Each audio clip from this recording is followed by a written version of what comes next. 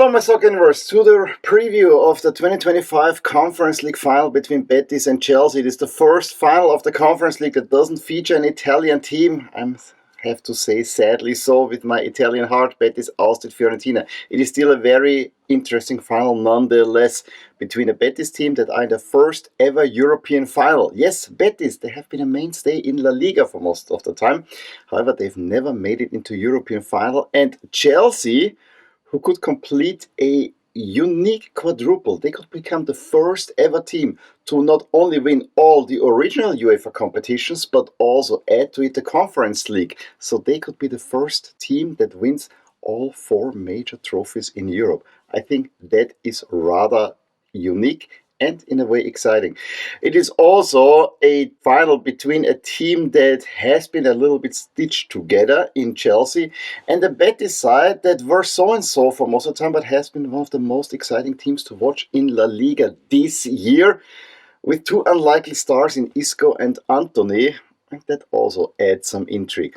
Add to that little fact that whenever Spanish teams met English teams in a European final, who ended up winning? Yeah, it was the Spanish team. Rather interesting as well.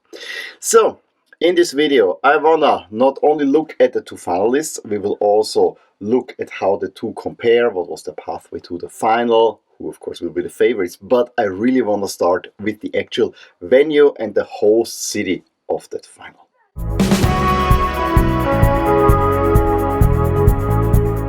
The host city of this year's Conference League Final is, of course, Wrocław in Poland. And yes, that's how you pronounce it, not Wrocław or whatever.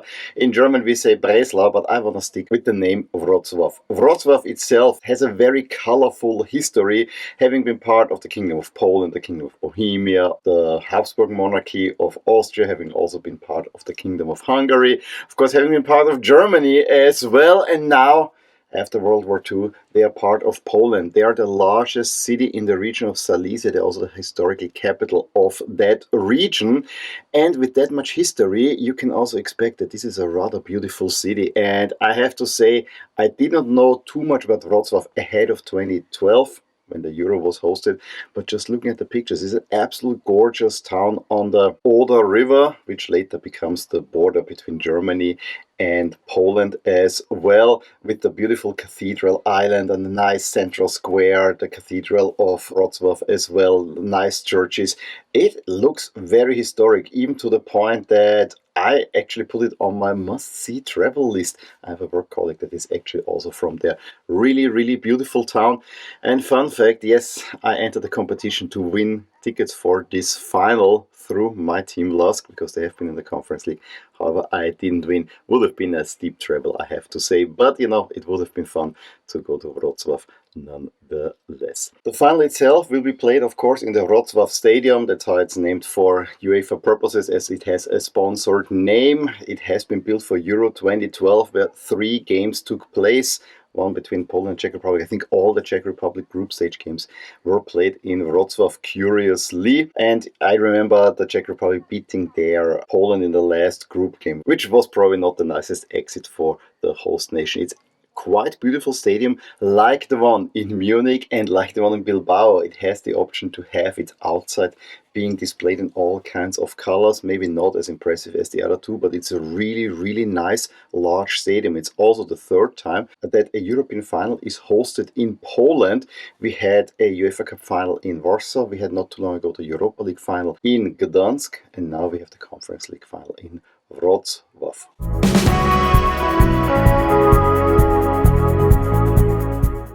So, let's see how both teams reached said final. In both cases, they had to go through a qualification round. There's no direct qualification to the Conference League phase.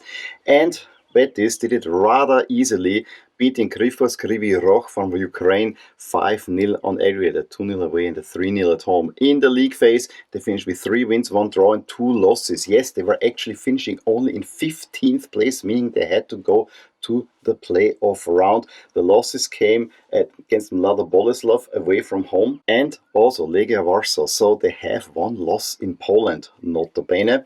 However, then in the playoff, they easily disposed of Ghent, winning 3-0 away from home. Then the home loss didn't matter all that much. They also had a bad home game at home against Vitoria from Guimarães, playing only a 2-2, but then winning 4-0 away from home. At that moment, you knew the Betis have kicked in the next gear because Vitoria actually finished second in the league phase. Then they again went to Poland. Jagiellonia Białystok, they're beating them 2-0 at home and 1-1 away, so also a little bit of a wobble away from home. However, Betis were always in control of that game. And then they had a really tight semi-final where they overall were the better team against Fiorentina, winning in overtime in Florence. On the other side, Chelsea's qualification for the league phase was not as straightforward. Yes, a 2-0 home win over Servette, but then they lost 2-1 away from home and just barely made it into this qualifying phase. But from that moment on, it was clear that there's only one team that will dominate this league phase, and that is Chelsea. 6 games played, 6 wins, and among those an 8-0 at home against Noah.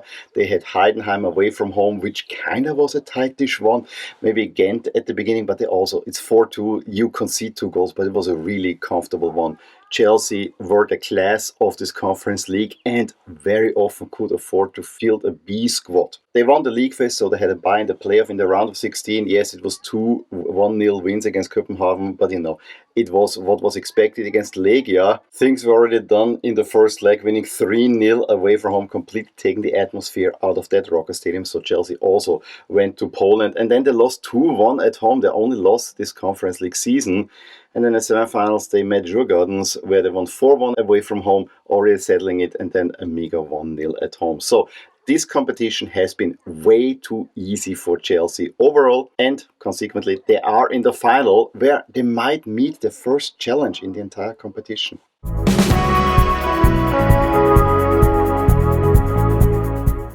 Now, how do these two teams compare? I mean, on the face of it, Chelsea are a much bigger team. They are 6 times champions of England.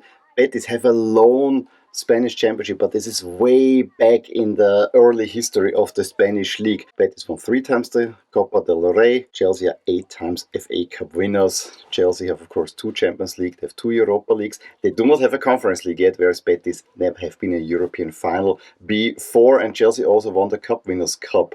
In the head-to-head, it's actually 3 wins for Chelsea and 1 win for Betis.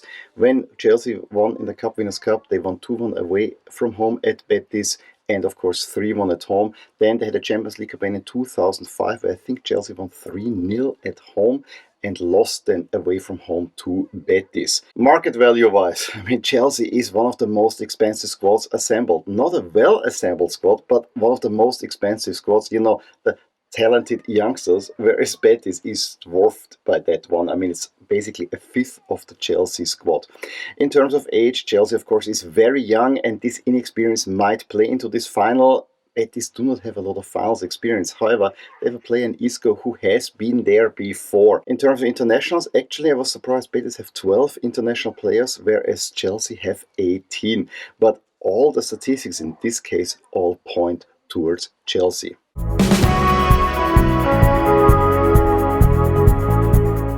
Now let's get to the final itself. The final will be refereed by Bosnian referee Irfan Pelto, the first Bosnian referee in a European final. And we know in the Conference League they don't give us the biggest referees. However, remember that the first Conference League final was refereed by Istvan Kovac, who is now the referee for the Champions League final. So you can graduate up there as well.